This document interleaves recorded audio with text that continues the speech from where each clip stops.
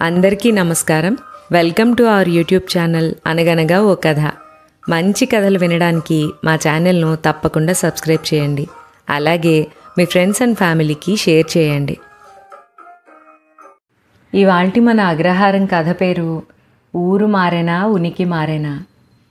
విమానం ఇంకా దిగలేదు గనక సీట్లో కూర్చున్నాడు, కానీ లేకపోతే ఆ నిమిషంలో హరిని ఆపడం కష్టంగా ఉంది.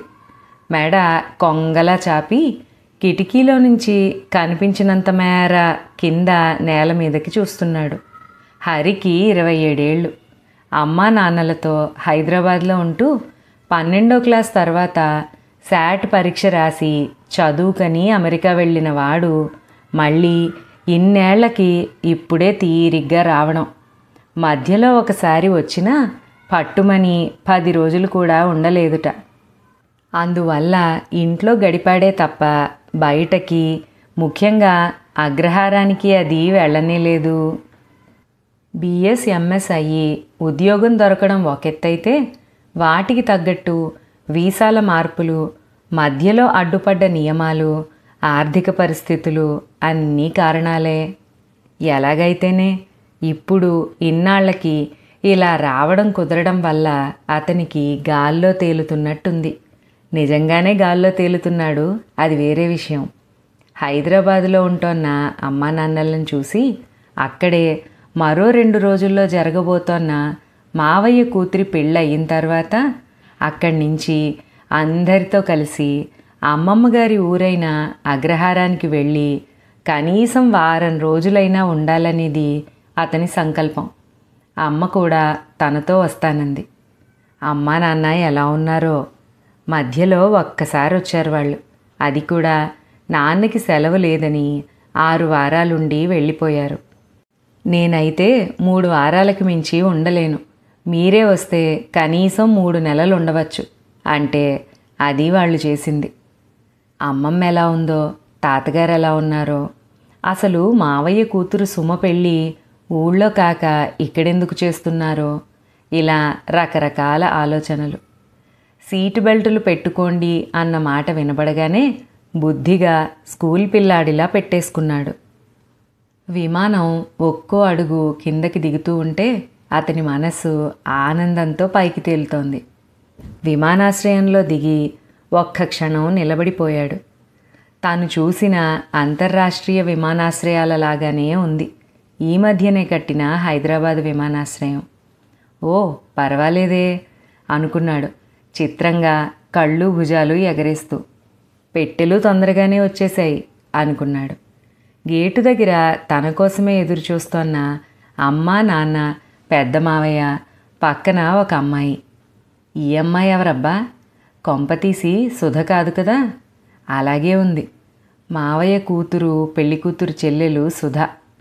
హరిని చూసి అందరూ ఆనందంతో చేతులూపారు. దగ్గరకు రాగానే కౌగిలించుకుని ఒక పట్టాన వదల్లేదు అమ్మ. నాన్న కూడా మనసారా అక్కును చేర్చుకుని కళ్ళ నీళ్లు పెట్టుకున్నారు. మావయ్య ముఖంలో అదే చిరునవ్వు. ఇన్నేళ్లైనా మార్పు లేదు. బావున్నావురా అన్నాడు. పెద్దవాడవైపోయావు అంటూ తల నిమిరాడు. హాయ్ హరిబావా, వెల్కమ్ టు మదర్లాండ్ అంది సుధ. మన సుధరా అంది అమ్మ జీన్సు కుర్తాల్లో ఉన్న ఆ అమ్మాయిని చూపిస్తూ. అవునా అన్నట్టు చూశాడు హలో అంటూ. ఈ మధ్యన హైదరాబాద్ బాగా మారింది లేరా, మరీ అంత ఆశ్చర్యపోకు. రోజూ చూస్తున్న మాకే ఏదో ఒకటి కొత్తగా కనిపిస్తూనే ఉంటుంది అన్నారు హరి వాళ్ళ నాన్న. ఈ ఫ్లైఓవర్సు, మాల్సు ఇంత మారిపోయిందా అని చూస్తోన్న హరితో. సుధ పెదవుల మీద విరిసి విరియనట్టుగా తళుక్కుమన్న చిరునవ్వు హరి దృష్టిని దాటలేదు. ఓహో, పిజ్జా హట్, పిజ్జా కార్నర్ ఇవన్నీ ఉన్నాయా హైదరాబాద్లో? స్వాగతంగా అనుకున్నట్టే పైకనేశాడు. మావయ్య నవ్వాడు. ఇంకో 2 ఏళ్ళు పోతే మన అగ్రహారానికి కూడా వచ్చేస్తాయేమోరా ఈ గుడిసెలు మూలలు అన్నాడు నవ్వుతూ. అవునా అని వింటూ ఉండిపోయాడు. సుధ ఈసారి ఫక్కున నవ్వింది. 2 రోజుల్లో పెళ్ళి ఉండడంతోనూ, పెళ్లివారంతా అక్కడే దిగడంతోనూ హరి వాళ్ళ ఇల్లంతా ఎంతో సందడిగా ఉంది. అనుకోకుండా పక్క ఫ్లాట్ ఖాళీ అవడంతో 15 రోజులకని చుట్టాల కోసం అది అద్దెకి తీసుకున్నారు. ఇంకా ఆ 2 ఇళ్లలోనూ చెప్పలేనంత సందడి. పెళ్లి హాలు ఇక్కడికి దగ్గరే, అందుకే అందరినీ 4 రోజులు ముందే రమ్మన్నాను. ఎన్నేళ్లైందో అందరం కలిసి అంది. అమ్మ హరి చెయ్యి పట్టుకుని పేరు పేరున అందరికీ పరిచయం చేసింది. పలకరింపులు పరిచయాలు పూర్తయ్యాక చల్లని నీళ్లతో ముఖం కడుక్కుని వంటింట్లో గట్టు మీద ఎక్కి కూర్చున్నాడు అమ్మ ఇచ్చే కాఫీ కోసం. నీ అలవాటు ఇంకా మానలేదురా నువ్వు అంది ఎక్కడి నుంచి వచ్చిందో అమ్మమ్మ. చిన్నప్పుడు ఇలాగే బూస్ట్ కోసం కూర్చునేవాడివి అంటూ. అవునమ్మమ్మ, పెళ్ళి చక్కగా మన ఊళ్ళో చేయవచ్చు కదా, ఇక్కడెందుకు అన్నాడు. సరేలే అలాగే, ఇప్పుడు ఆ పాత పద్ధతులు పల్లెటూరు వ్యవహారాలు ఎవరికి నచ్చుతాయిరా, అందుకే ఇక్కడ అందావిడ నిట్టూరుస్తూ. మగపెళ్ళివారు ఇక్కడైతే బాగుంటుంది, వాళ్ళందరికీ కూడా ఇదే వీలు అన్నారు బాబు. లేకపోతే మీ మావయ్యకి అమ్మమ్మకి కూడా అక్కడే చేద్దామని ఉంది అంది అప్పుడే వచ్చిన పెద్దత్తయ్య. మన ఇల్లైతే మన ఊరైతే అదో గౌరవం పద్ధతి, ఇక్కడికొచ్చి ఏదో పరాయి ఊళ్ళో పెళ్లి చేయడం అంటే మాటలా? అక్కడికి మీ అమ్మ ఉంది కనుక ఈ మాత్రమైనా ఉంది అంది అమ్మమ్మ వెంటనే. హరి వింటూ ఉండిపోయాడు. పెళ్ళికి 3 రోజుల ముందు నుంచి చేసిన వంట చెయ్యకుండా పెళ్లివారందరికీ వడ్డిస్తున్న క్యాటరింగ్ వాళ్ళని, పెళ్లి జరిగిన 2 రోజులు రాత్రి కూడా పట్టపగలుని తలపిస్తూ మెరిపిస్తోన్న దీపాల అలంకరణని, పెళ్లిలో ఆడవాళ్లు పెట్టుకున్న నగలని, కట్టుకున్న పట్టుచీరలని, స్టేటస్లు, హోదాలు, జీతాలు, విదేశీ ప్రయాణాల గురించి ఆపకుండా మాట్లాడుకుంటోన్న మగవారిని, స్టేజికి హాల్కి జరిగిన అలంకరణలని, పెళ్ళి చూడనివ్వకుండా కనీసం ఆశీర్వదించే చేతులు కూడా అడ్డు రాకూడదని అందరినీ అదిలిస్తూ స్టేజ్ అంతా తామే ఆక్రమించుకుని తిరుగుతోన్న 3 వీడియోగ్రాఫర్లని ఎంతో వింతగా చూశాడు హరి. తనకి బాగా తెలిసి అగ్రహారంలో జరిగిన పెళ్ళి పిన్నిది, చిన్న మావయ్యది. ఇద్దరి పెళ్ళిళ్ళకి 4 రోజులు తేడా. ముందు ఆడపిల్ల పెళ్ళి ఇక్కడ తమ ఇంట్లో చేసి అప్పగింతలు పెట్టి ఆ తర్వాత చిన్నత్తయ్య వాళ్ళ ఊరు వెళ్ళారు మావయ్య పెళ్ళికి. అదయ్యాక మళ్ళీ అందరినీ అగ్రహారం తీసుకునొచ్చి సత్యనారాయణ వ్రతము, భోజనాలు, ఇలా మొత్తం మీద 10 రోజులకి పైగానే హడావుడి. అప్పుడు 10 ఏళ్ళుంటాయేమో హరికి. 17 ఏళ్ళు గడిచినా ఇప్పటికీ ఆ జ్ఞాపకాలు పదిలంగా ఉన్నాయి అతని మనస్సులో. ఈరోజే స్కూల్కి ఆఖరి రోజు, రేపటి నుంచి వేసవి సెలవులే అని ఎగురుకుంటూ స్కూల్ నుంచి వచ్చారు హరి, తమ్ముడు వాసు. వచ్చేసరికి చేతిలో ఉత్తరము, వెలిగిపోతోన్న ముఖంతో అమ్మ వనజ కనిపించారు వాళ్ళకి. అంతేకాదు, రాగానే మీ పిన్నిది, చిన్నమావయ్యది పెళ్ళి, తాతగారు మనందరినీ 10 రోజుల ముందే రమ్మని రాశారు అని అమ్మ ఆనందంగా చెప్పింది. నాన్న పాపం 10 రోజులు ఎక్కడ తింటారు అన్న ఆలోచన అయినా లేకుండా వాళ్ళు 3 ప్రయాణం కట్టేశారు. పెళ్ళికి కనీసం 2 రోజుల ముందైనా రావాలి మీరు, లేకపోతే బాగుండదు, 1 వారం సెలవు పెట్టండి అని అమ్మ చెప్పేసి వాళ్ళిద్దరినీ తీసుకుని బస్సు ఎక్కేసింది. అక్కడ ఉంది హడావుడి, చూడాలి.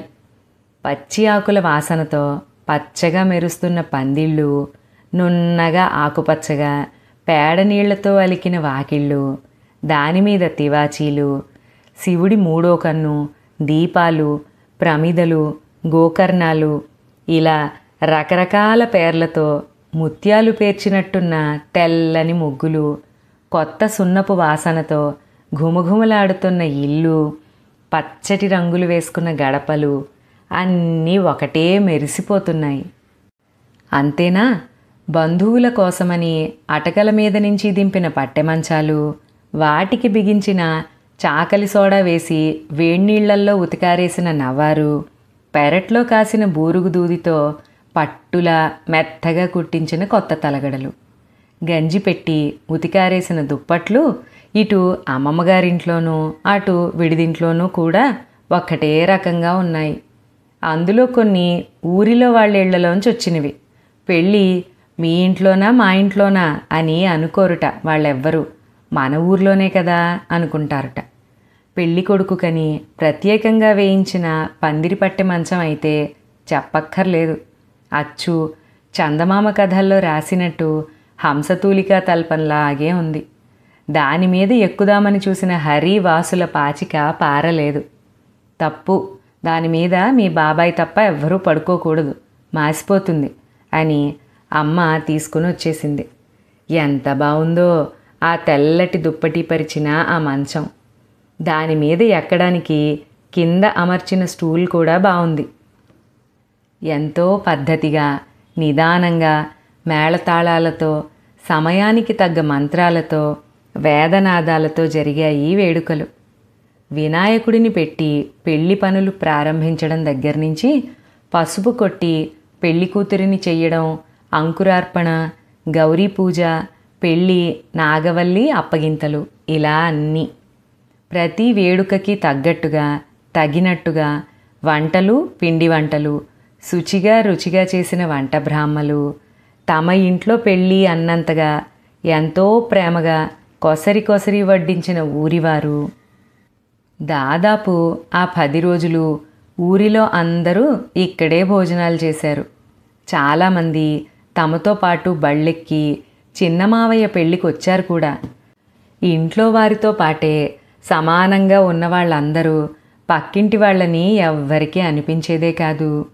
ఇవన్నీ హరికి అప్పుడు అంతగా తెలియలేదు. కానీ పెరుగుతున్న వయసు, ఎదుగుతున్న మనసు ఆ వేడుకలని, వాటి వెనక ఆచార వ్యవహారాలని, అలాంటి చిన్న ఊర్లలో అంతర్లీనంగా పెనవేసుకుని ఉండే బంధాలని తెలియజెప్పాయి.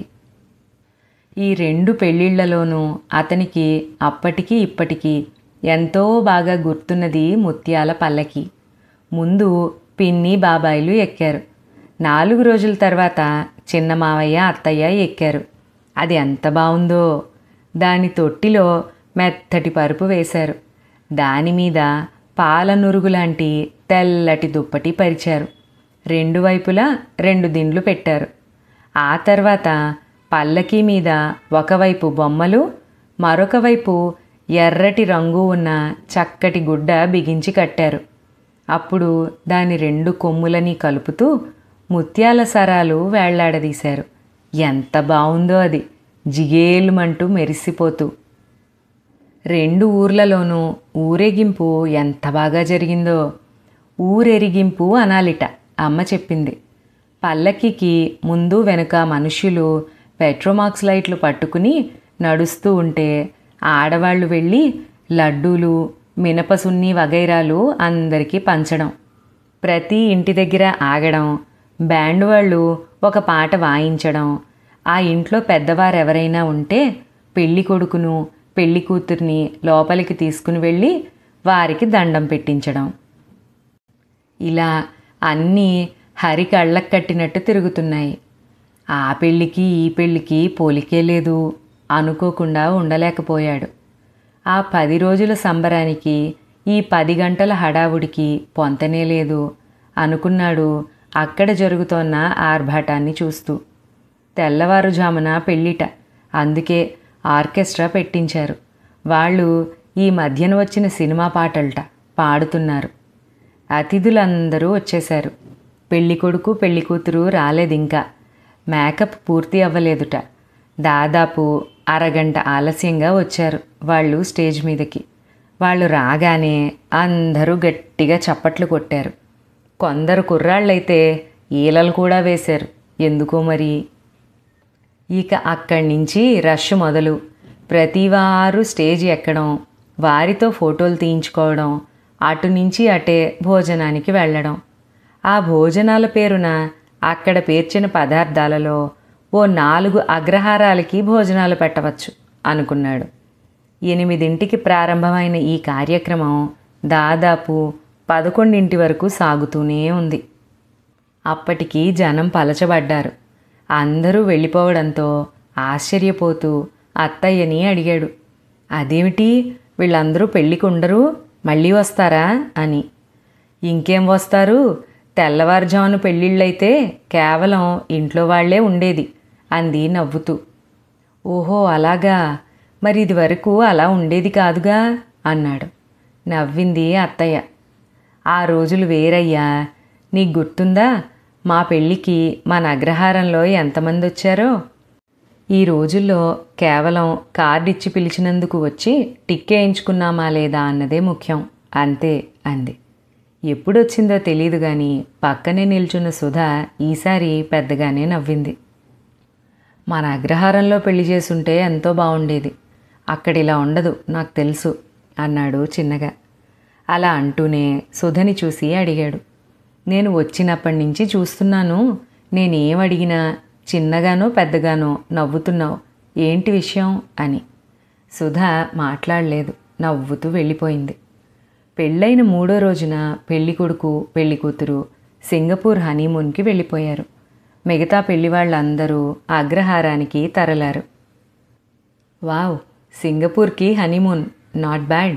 I heard that Singapore is the best అని వాళ్లతో అని తాను తెచ్చిన బహుమతిచ్చి వాళ్ళకి శుభాకాంక్షలు అందజేశాడు. అతనికి ఈ పెళ్లి కంటే అగ్రహారం ఎప్పుడెప్పుడు చూద్దామా అని ఉత్సాహంగా ఉంది.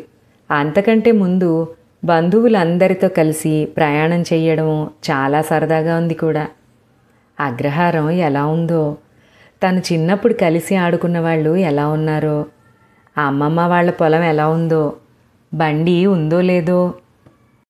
దానిలాగే రాముడు లక్ష్మణుడు, బండి పక్కనే ఉన్న పుల్ల నారింజకాయ చెట్టు, దాని తొర్రలోనే తాము దాచుకునే ఉప్పు కారం, తోటలో ఉన్న తిరపడి నుయ్యి, అమలాపురం గడియారం స్తంభం, ఇలా ఒకదాని తర్వాత ఒకటి గుర్తుకొస్తున్నాయి.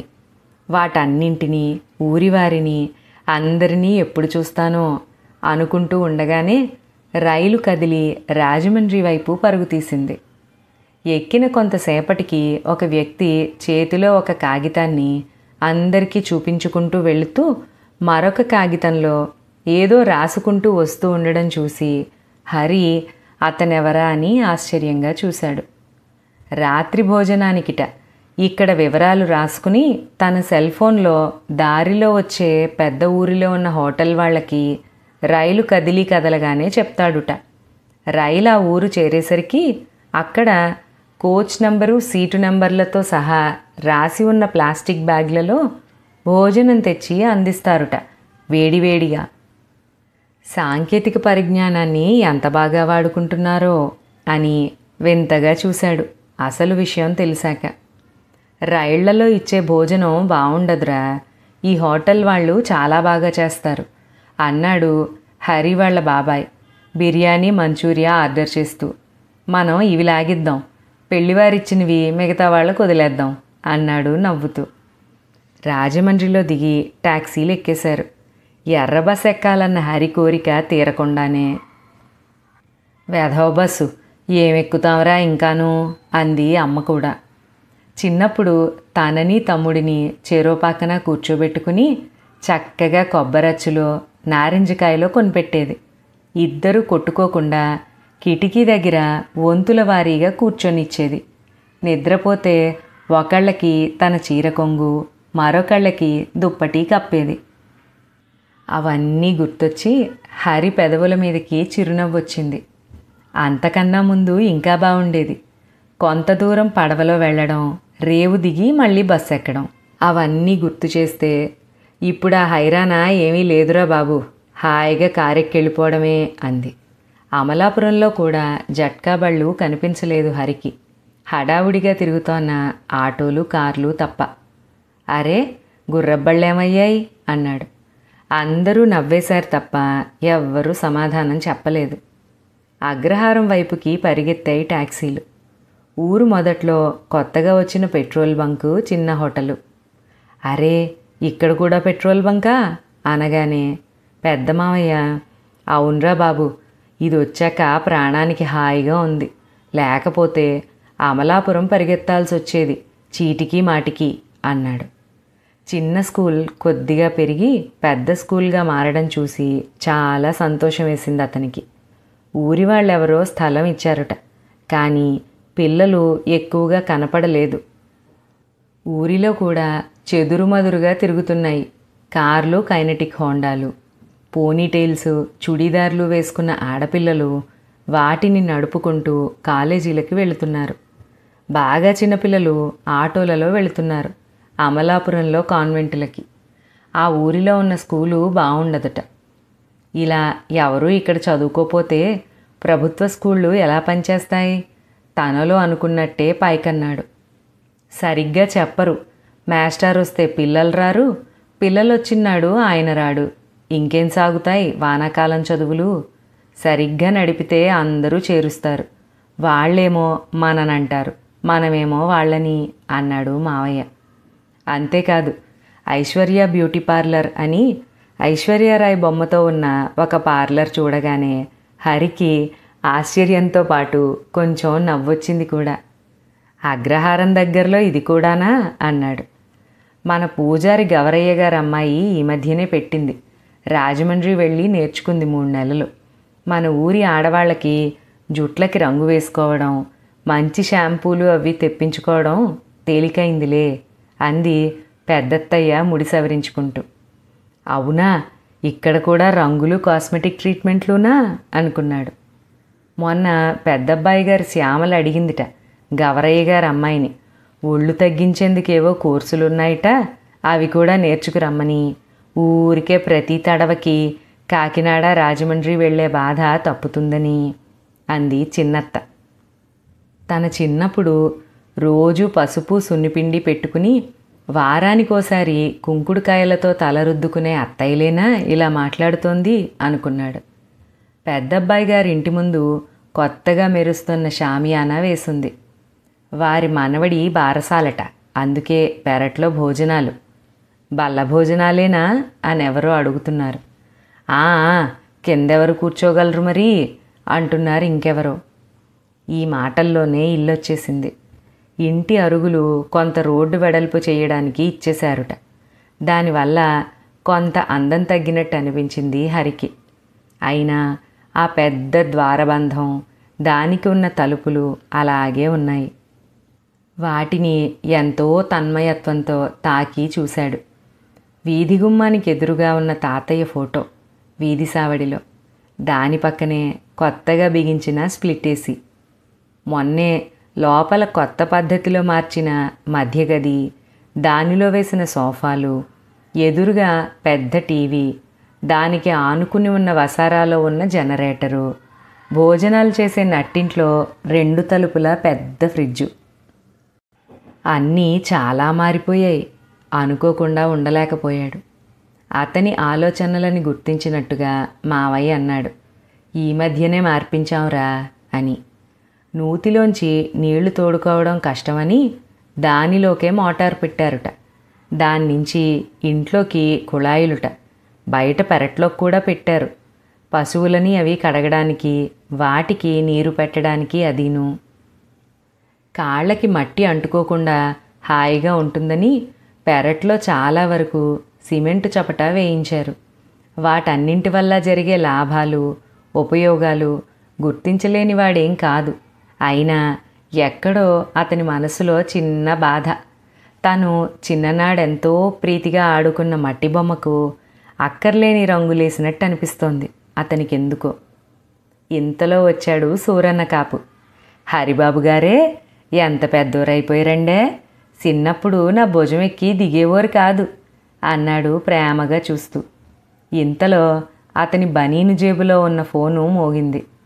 ఈ చెల్లొకటండే టయానికి మోగేస్తుంది అని విసుగ్గా తీసుకుని మాట్లాడాడు. చెల్లంటే సెల్ ఫోన్ అని అప్పుడు అర్థమైంది హరికి. మా బావమరిదండే దోళ్ల సంతకి వెళ్ళాడంట, గేదె బాగుంది కొనేమంటావా అంటున్నాడు అని అతనికి వినపడేటట్టే చెప్పాడు. హరి నవ్వుతూ చూస్తున్నాడు ఇదంతా, సెల్ ఫోన్లో జరుగుతోన్న బేరసారాలు, వాదనలు వింటూ. సెల్ ఫోన్లు ఎక్కడి దాకా తమ పరిధిని విస్తరించాయో చూశాడు. పొలంలో ట్రాక్టరు, మోటార్లు, అందరిళ్లలోనూ కనిపిస్తోన్న టీవీలు, జనరేటర్లు, అక్కడక్కడ ఉన్న ఏసీలు. తన చిన్ననాటి అగ్రహారానికి ఈ ఊరికి పొంతనే లేదు అనుకున్నాడు. ఆ రాత్రి అందరూ మండువాలో కూర్చుని మాట్లాడుకుంటున్నారు.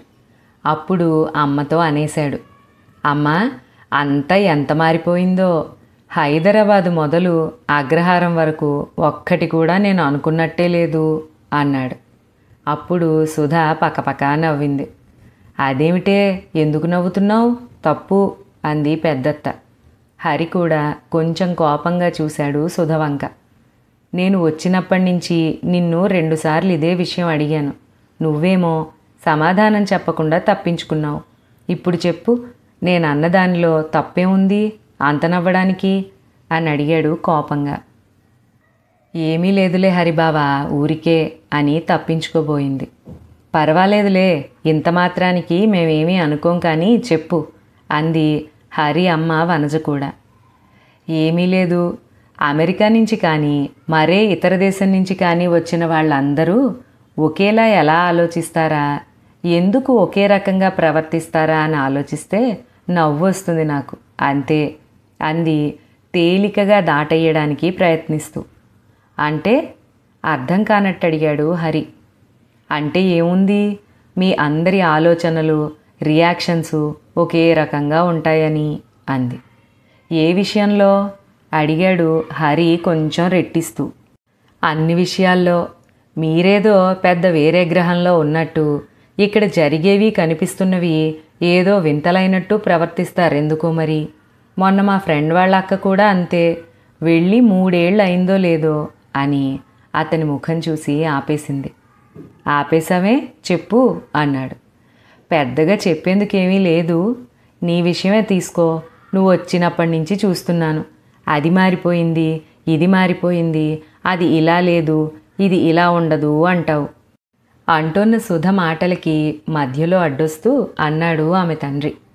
అవును, మారాయి కాబట్టి అంటున్నాడు. తరచూ చూస్తున్న మనకే మారినట్టు కనపడటం లేదు. ఇన్నేళ్ల తర్వాత చూస్తున్న వాడికి ఇంకెలా ఉంటుందో చెప్పు అన్నాడు. అదే నేను చెప్పేది కూడా. మార్పు సహజం కదా నాన్న, ఇందులో అంత ఆశ్చర్యపోవడానికి ఏముంది?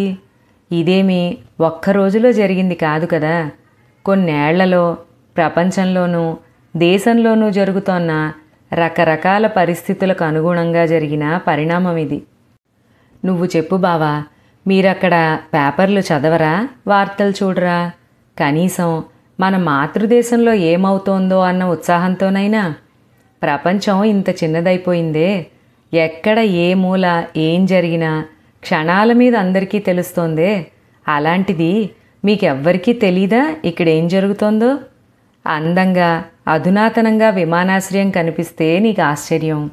అక్కడ కనబడే పిజ్జా షాపులు ఇక్కడ కనిపిస్తే నీకదో వింత.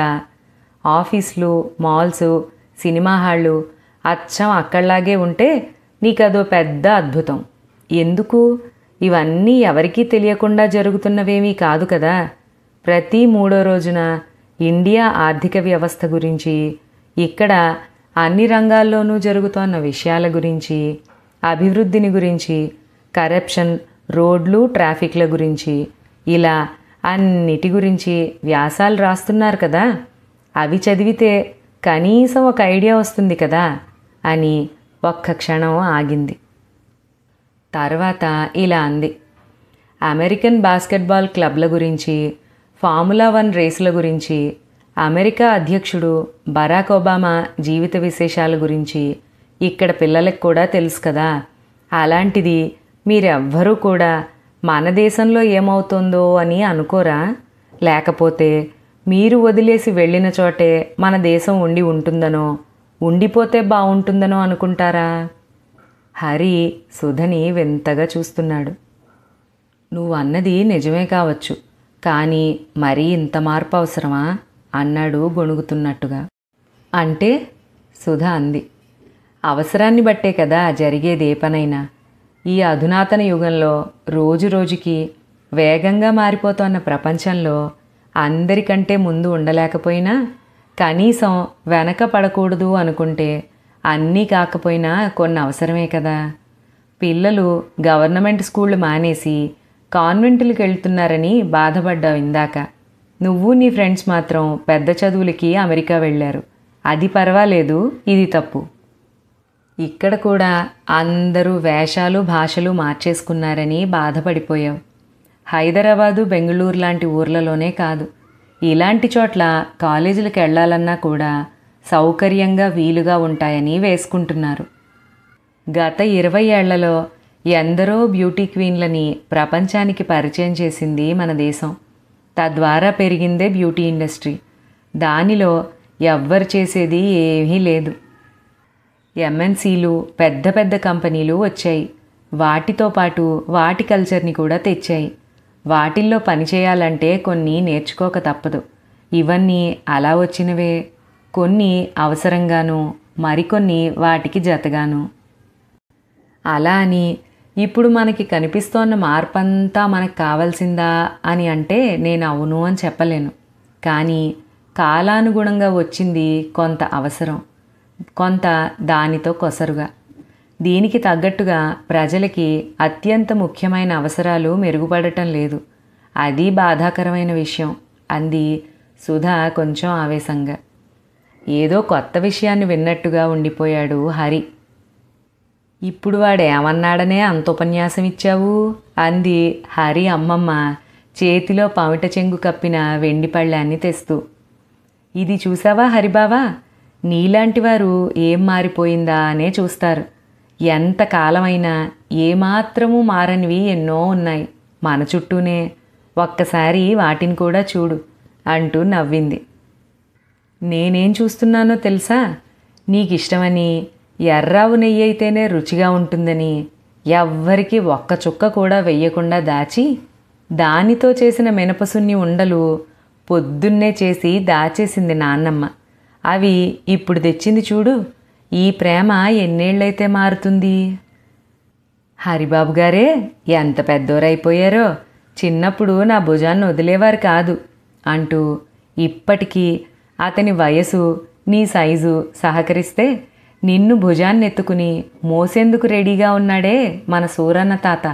అతనిలో ఎప్పటికైనా మార్పు వస్తుందా? మన చిన్నప్పుడు వనజత్త పాతింది చూడు ఈ మావిడంటూ. ఇది ప్రతి సంవత్సరము ఘుమఘుమలాడే పంచదార రసాలనిస్తుందే. ఏం జరిగితే అది మారుతుందంటావు? తాతగారి కిటికీ కానుకుని పసిపిల్లల తెల్లని నవ్వుల్లా మల్లెల్నిచ్చే ఈ మల్లెతీగ తన మీద వాలగానే ప్రతివారికి తాము రాజో రాణో అనుకునేలా చేసే ఈ 4 తరాల నాటి పందిరి మంచం, నాట్లు పడుతూనే నేలంతా పచ్చని కంబళ్ళు పరిచినట్టు అనిపించే వరిచేలు, దానికి పక్కనే వెన్నెల నురగంచులా పారే గోదావరి, ఈ అందాలు మారతాయా? అనుభూతులు మారతాయా? అయినా అమెరికా నుంచి అండమాన్ వరకు అన్నీ రాకెట్ వేగంతో ముందుకెళ్ళిపోతుంటే ఒక్క అమలాపురాన్ని, అగ్రహారాన్ని మాత్రం ఎక్కడ వేసిన గొంగళి అక్కడే అన్నట్టు ఉండమంటే అయ్యే పనేనా అంది సుధా నవ్వుతూ.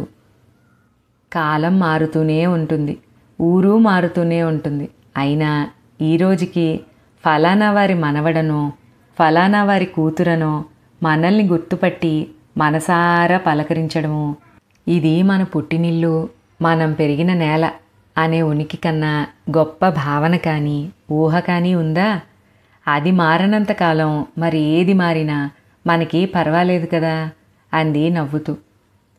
కథలు కాకరకాయలు అని కాగితాలు నలుపు చేస్తుంది అని తాము ఇన్నాళ్ళు అనుకునే సుధా ఎంత లోతుగా ఆలోచించిందో అంతే అందంగా చెప్పింది అనుకున్నాడు హరి. వెన్నెల చల్లగా నవ్వులు కురిపిస్తూ మండువాలోకి తొంగి చూస్తూనే ఉంది, అచ్చు అతని చిన్నప్పటిలాగే. ఇక్కడితో ఈ చక్కటి కథ సమాప్తం. మరొక మంచి కథలో మళ్ళీ కలుసుకుందాం. అంతవరకు సెలవు.